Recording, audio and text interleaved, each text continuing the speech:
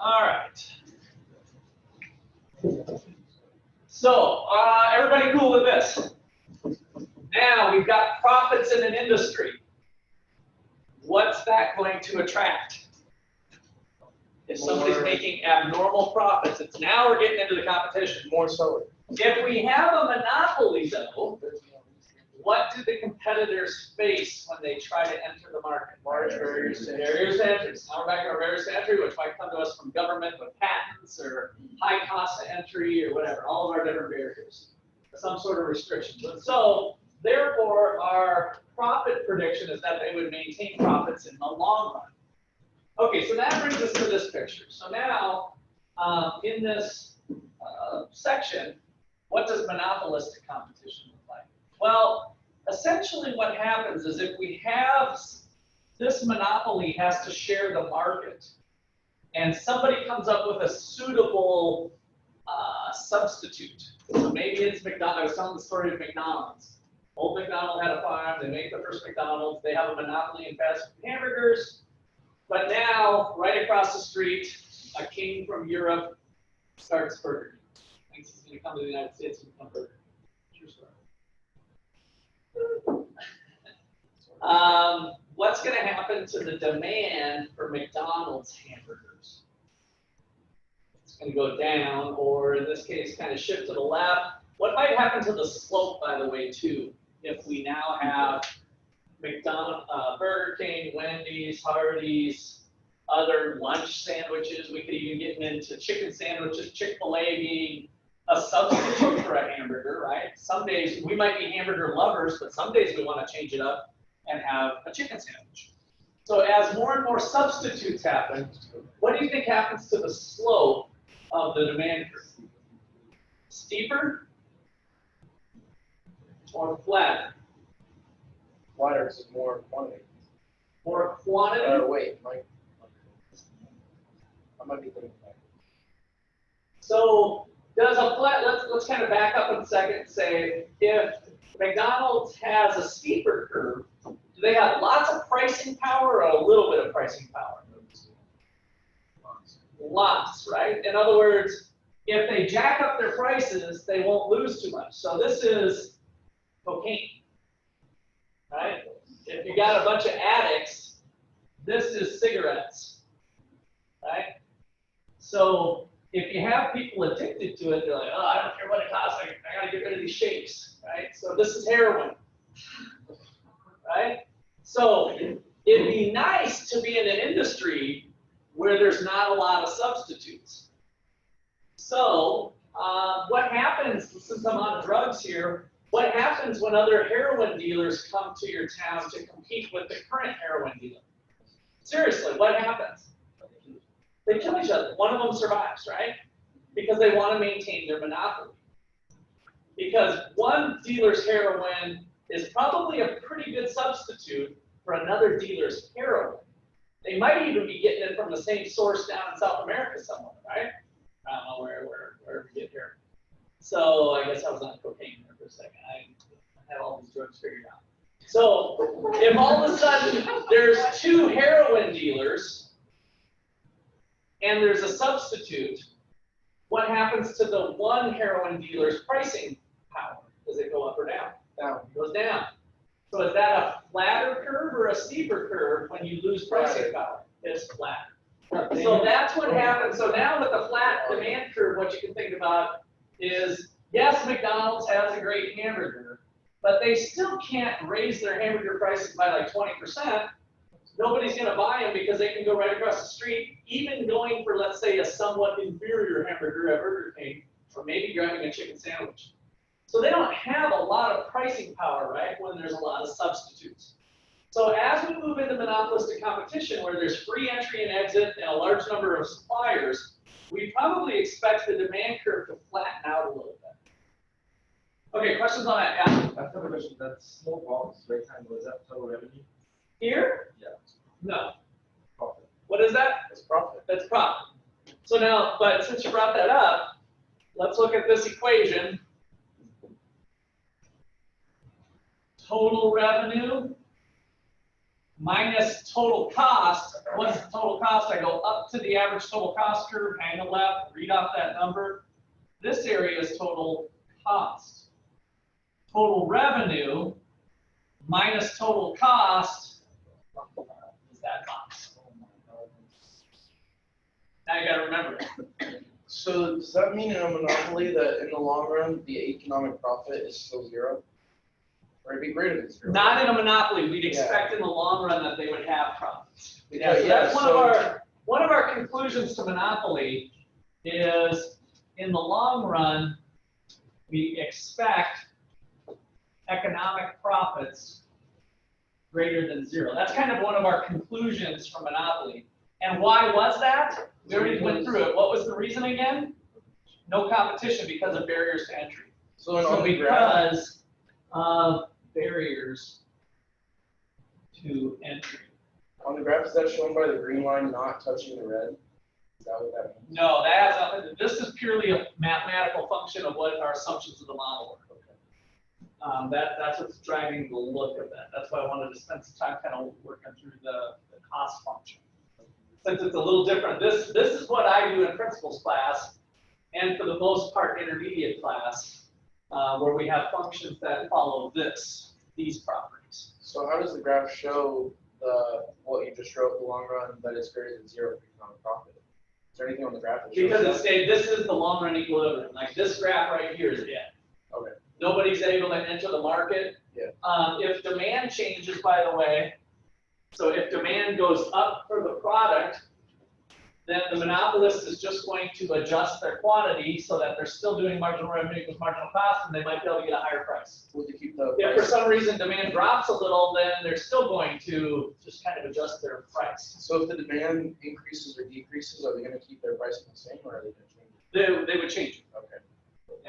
So it's always the pricing decision is going to come, first of all, from the quantity I want to produce, is where marginal revenue equals marginal cost, and then it depends on where the demand is. And then I'm just going to charge the highest price people are willing to be able to pay. Okay, so for monopolistic competition now, we want to say that there's free entry and exit. So what is that picture going to look like? It's going to look very close to what we got here. And so let's put little q to represent a single company.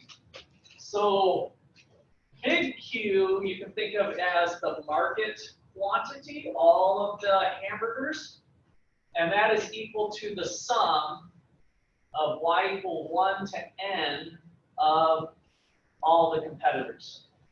So McDonald's makes 100, Burger King makes 20, Wendy's makes 30. We're just going to add 100 plus 20 plus 30 is 150, is the market quantity of fast food sandwiches, lunch sandwiches, or whatever our industry we're looking at. So big Q is equal to the sum of little q. That'll kind of come out in some of the notation that we're going to use too.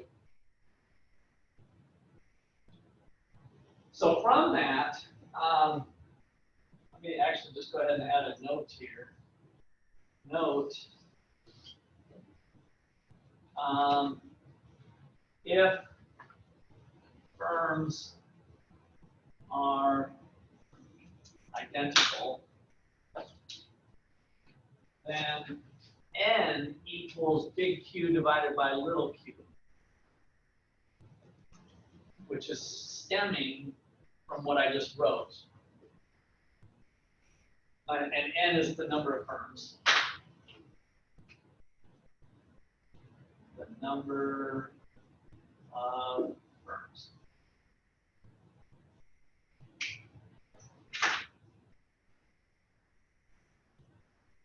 If the firms are identical, then they're going to be producing the same amount. So it's basically just saying if there's 3,000 in the market, 3,000 units of sandwiches, and each company is making 300 sandwiches, 3,000 divided by 300 tells you that there's 10 firms. McDonald's, Wendy's, Burger King, blah, blah, blah, right? So it's just kind of the average amount that each firm is making, but it's a little bit stronger than that. This is a little bit looser, saying that McDonald's could be the industry leader with 100 sandwiches, and Wendy's would have 20 and 30 or whatever. So we'll kind of employ that little assumption later too on the number of firms. What's that little I represent again? It's saying that this is the thing that follows the variable. So this is the quantity produced by the firm. The little q is the firm's quantity, and it's actually, if you want to be, what we're doing here is it's firm I's quantity. For I equals 1 to n. So if there's 10 firms, this equation would blow out to be Q1 plus Q2 plus Q3, out plus Q10, if there was 10 companies, right? So the I is representing the firm's amount.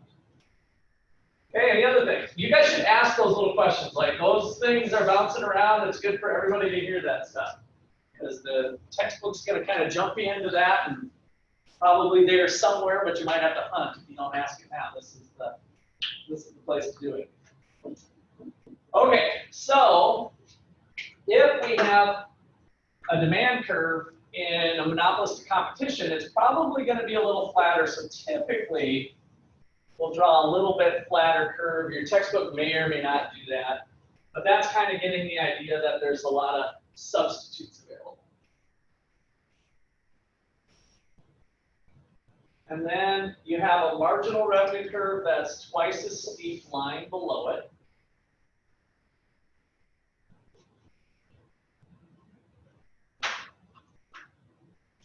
And then you've got, I'm just kind of drawing these wherever I feel like it, a marginal cost curve that's constant.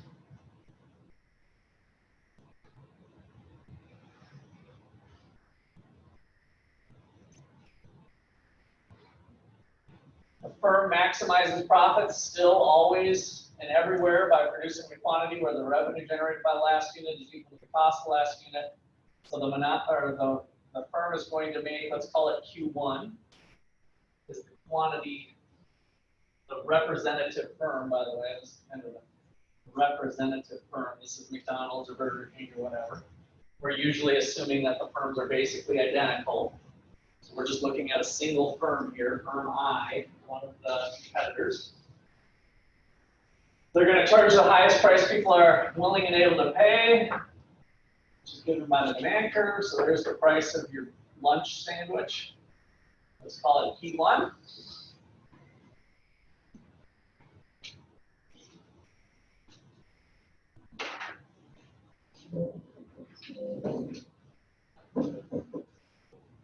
And then the last part's kind of the odd, I don't know if it's odd, but it's kind of the key point. If we have competition, free entry and exit, what do we expect profits to be in the long run? Zero. So we talked about that last time, the importance of this equation has opportunity cost built into it, and so it's okay to have zero profit. You're still making a accounting profit, yes, but more importantly, it's a little bit different. If your economic profit is zero, the companies in that industry are said to be earning a normal profit. Good, normal profit. So it's just kind of a regular old profit. You know, it's like average or expected what to be. So they're still making some money. So watch me draw this now, because you guys have to try to do this. We want your average total cost to be coming down and just kiss that point and then keep heading down towards there. That's your average total cost. Just kissing that point. So draw that and then we'll talk why it needs to be just kissing.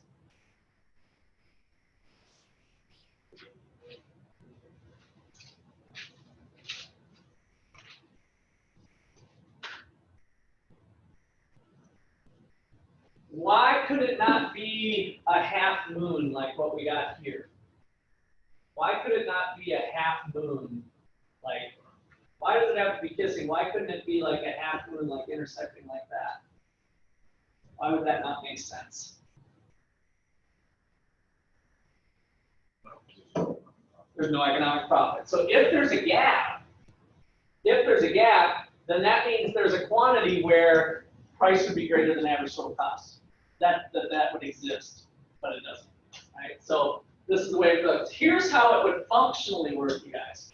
This is kind of fun if you can open up your brains here into the wonderful world of golf club economics. Maybe I should do my own video series here.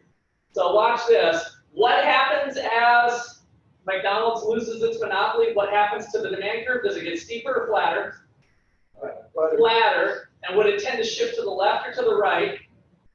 To the left, right? Because they have less of the market now with the substitutes. So as that happens, check it out. Let me just do a little bit of a shift. Boom. There's still a half moon area, right? If there's a half moon area, then that means there's more profits that are above normal. So another firm enters on the other corner. Wendy's comes in. Boom. Then Hardee's enters. Boom. Right? So each time what's happening is that we're pushing down the demand curve and it's becoming flatter until it's like where there's no gap. Okay? All right. I think if there's not any other questions, we're ready to go back to the board here, or back to the PowerPoint. Any last questions on the graphs? Okay, make sure you got all that written down in your notes. Whatever I write on the board, you should write on your papers. Okay, so let's see. This is where we left off.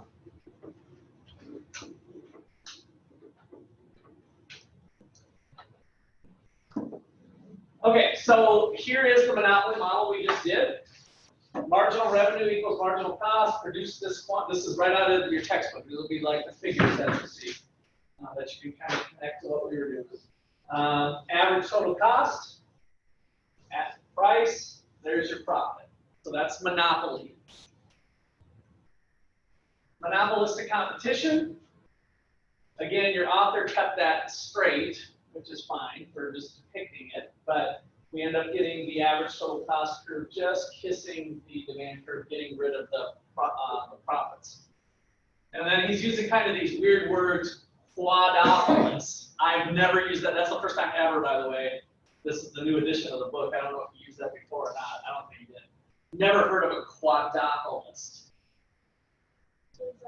I don't know. What do you think it means? What does quad mean? Four.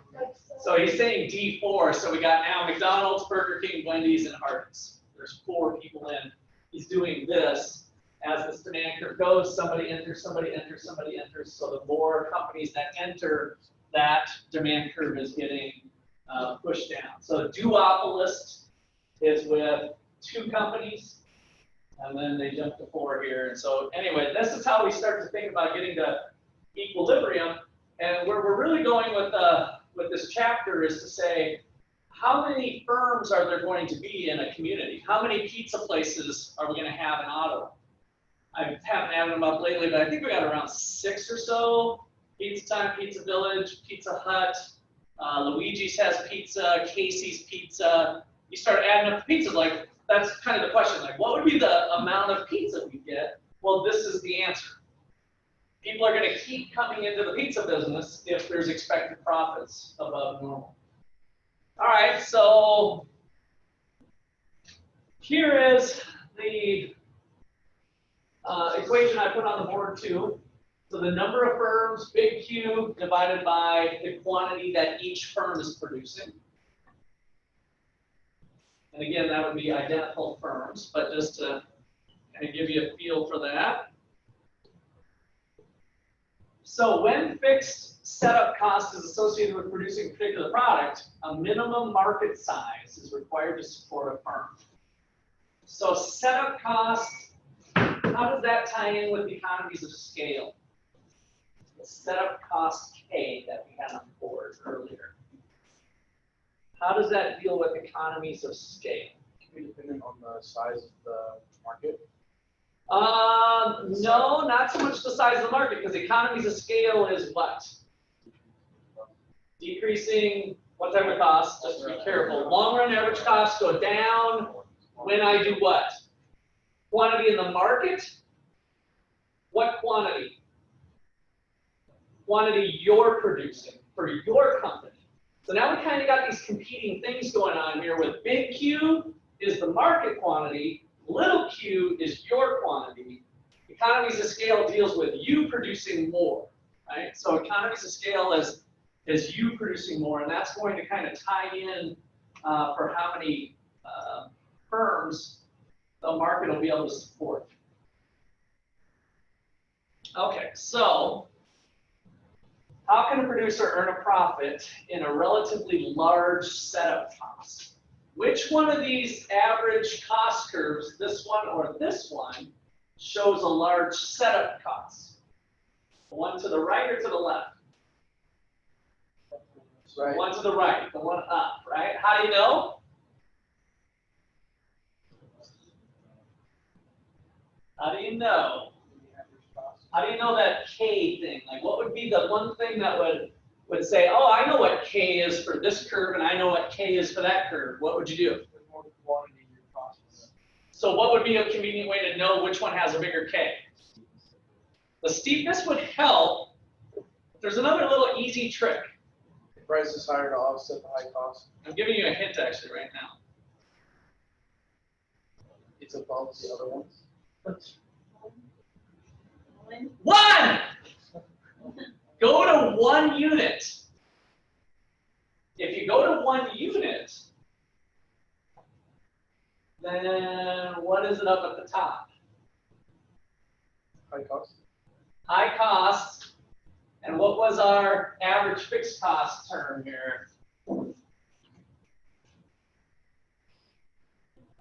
K divided by Q. So if Q equals 1, whoever's got the higher intercept is the bigger K, right? So that's how we can do this, because it's possible these two could be passing each other in the night here. So imagine this one was down here. Maybe it'd be better for me to do this or something, or maybe this, right? Because now this has got the bigger cost as we move out, but at 1, this one's higher than this one. So this one has the bigger setup cost, right? So by thinking about it at 1, you can kind of hone into what those fixed costs are. And then you were also correct just thinking about the slope, that the steeper one, as we produce more, our average cost is falling faster. So how can a producer earn a profit at relatively large setup cost? How is the citywide demand for a product calculated? Citywide demand. So how would we think about that? Maybe if we're thinking about doing pizza, what would be relevant about the city of Ottawa in terms of how many pizza places we might come up with if we're thinking about the demand side of life now? How many people are in friggin' Ottawa? Is Ottawa a town of 100,000 people or 13,000 people? Wouldn't that be a big difference on whether we have 6 pizza companies or 16 pizza companies, right? Pizza places. So we're going to look at per capita demand. That's going to be our little trick here, is to think about per capita. So for a good with a relatively low per capita demand, a relatively large population is needed to support a firm. So barbers versus brain surgeons. Which one has low per capita demand? Brain surgeon. Brain surgeon, right?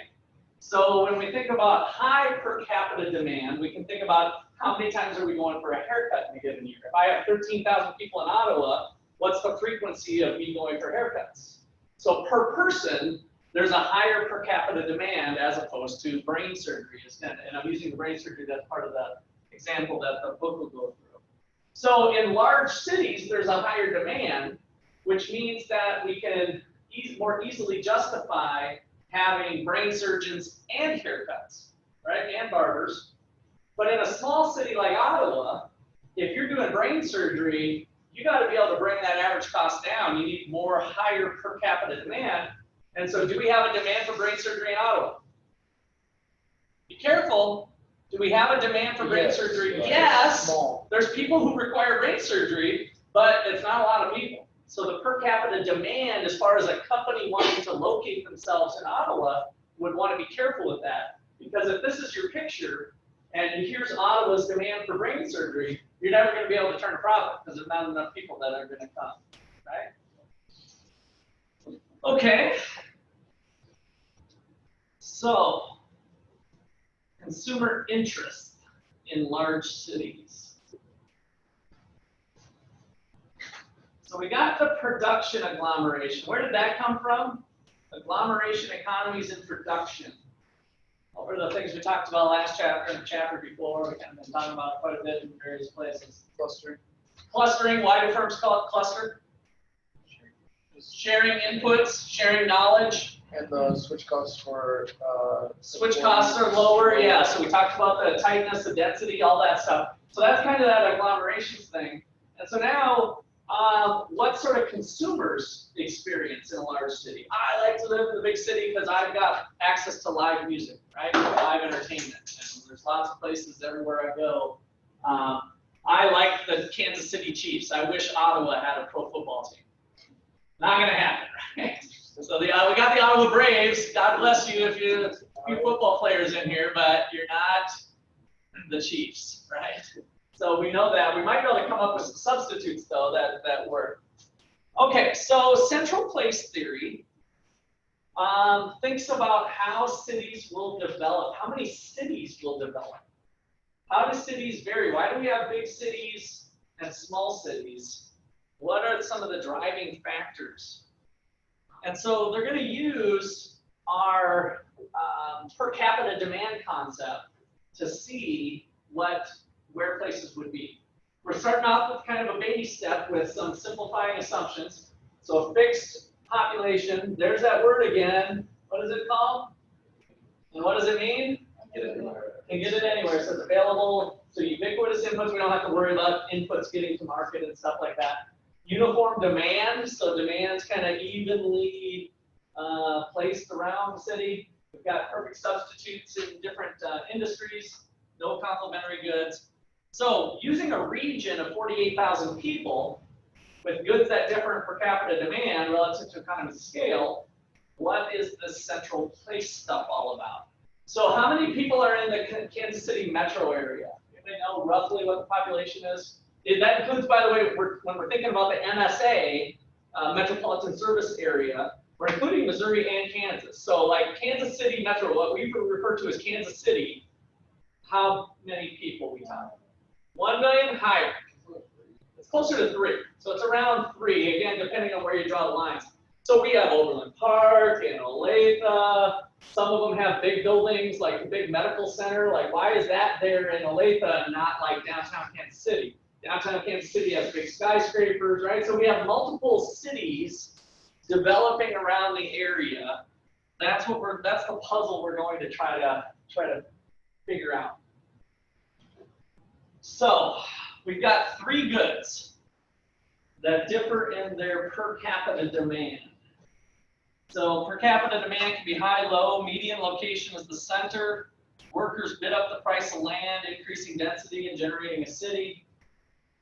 So we got 4 grocery stores per capita demand. So we got grocery stores as one, clothing, and let's see, where's the other one? The barbers. Okay, so location 16 barbers. So we got barbers, grocery stores, clothing. So those are the kind of industries we're going to try to think about. And so the central place theory looks at the location along the spectrum like we've done before, and thinking about the per capita demand. So where are the brain surgeons going to locate? Where are the brain surgeons going to locate? 24. So at location 24, we're going to be in the center of the city. Now we're kind of tying in what we did last chapter too with the central median location theory, right? So where would this be best served? Well, I need the whole market to justify opening up a brain surgery store. And so I want to get all of these guys and all of these guys. So central place theory says we're going to have that start to develop as a place. Will it need barbers too? Sure, but barbers have a high per capita demand So they will also locate over in these other cities. And then as per capita demand separates, we might have grocery stores that locate here. So here in position 8, this grocery store to stay profitable is going to be in between this grocery store and this grocery store. You see how we're kind of tying in what we did before with the median location theory? And so then we've got potentially the evolution of a city or of a region with multiple cities. Is that what you might find some of the companies that can only be in a certain radius? Yes, that's part of it. They don't want to cannibalize on their own business.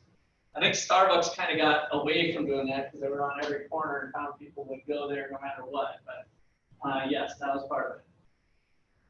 Okay, so I want to show this picture.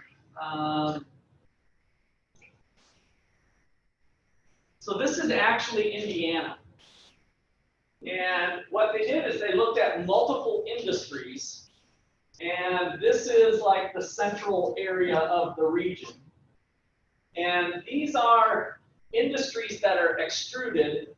So the number of different variety of the grocery stores, the clothing stores, that's what the height of that is.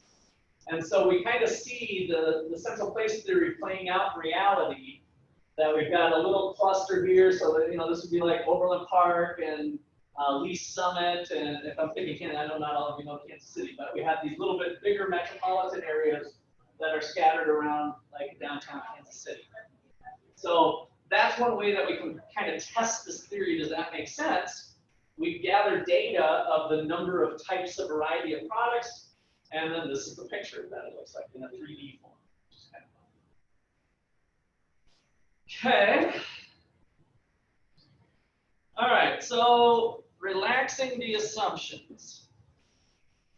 So there's actually lots of different things going on. So this is an economic model. It's not going to perfectly map out everything being all symmetric like we did in the model, right? Where the central is at the top and then it kind of spreads out.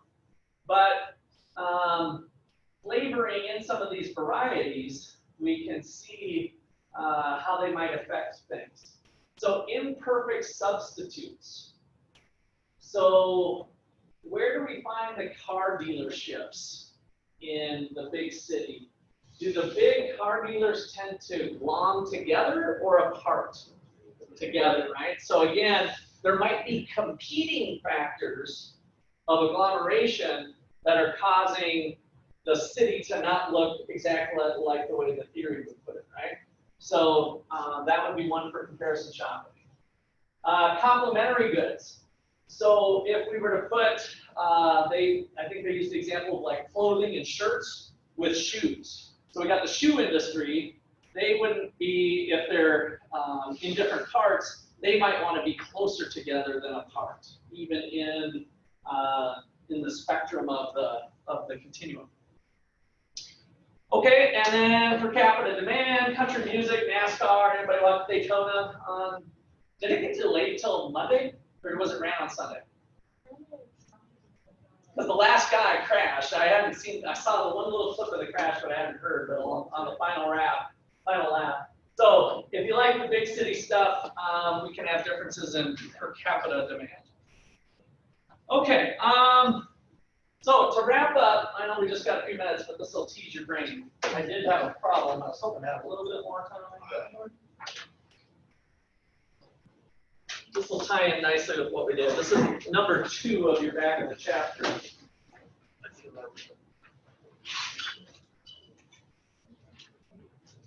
this way I'll kind of just give you a little head start to thinking about your problems.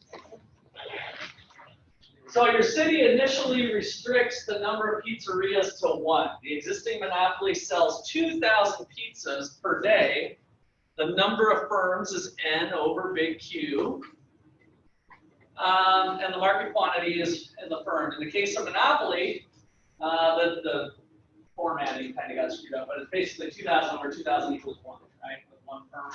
So 2,000 units. A pizzeria reaches the horizontal portion of the long-run average cost curve at an output of Q equals 1,000.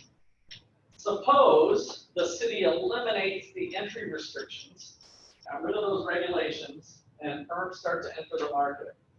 According to the economic consultant Dilford QQ, the equilibrium number of pizzas is not 2. Explain Dilford's economic logic. All right, since we're a little low on time, I'm going to kind of spoon feed this one to you. Let's try to map it out. We've done a lot of the work for this, so I guess I could have done it on the board. So let's do it up here.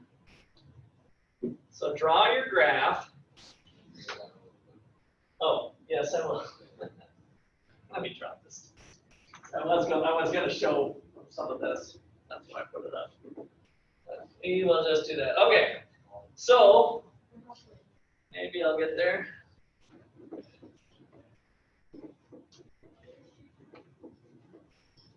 Did I forget my glasses? Yes, you forgot your glasses. Okay, and here we go. Maybe, come on. Knows you're in a hurry. Yeah, apparently, autofocus. Hey, yo, there we go. Okay, so the pizzeria reaches the horizontal portion of its long run average cost curve at an output of Q equals 1,000. So at Q equals 1,000,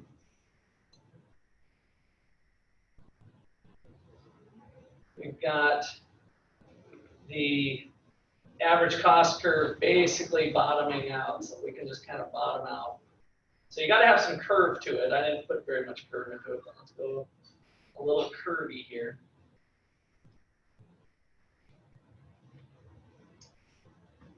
And so the claim here is that we won't get just 2. Remember with the monopolist, we had 2,000 being made, but if this bottoms out here, so I'm trying to make, that's like the flat part, right? Like it totally goes flat here.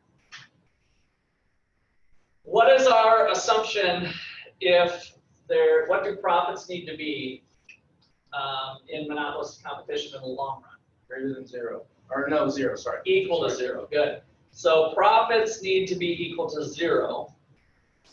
And so that means we'd have to have a demand curve that's perfectly flat there. Well, at a quantity of 2, we'd still have a gap. So if you just draw a demand curve, similar to what we did earlier, if it bottoms out there, there must be more profit to be made. We still have that half moon region. But that's the only reason we came this far with what we all did here. So sorry to hold you a couple minutes late, but that is one of the questions. Not one of the ones you have to do, but from there. All right, good enough. See you Friday.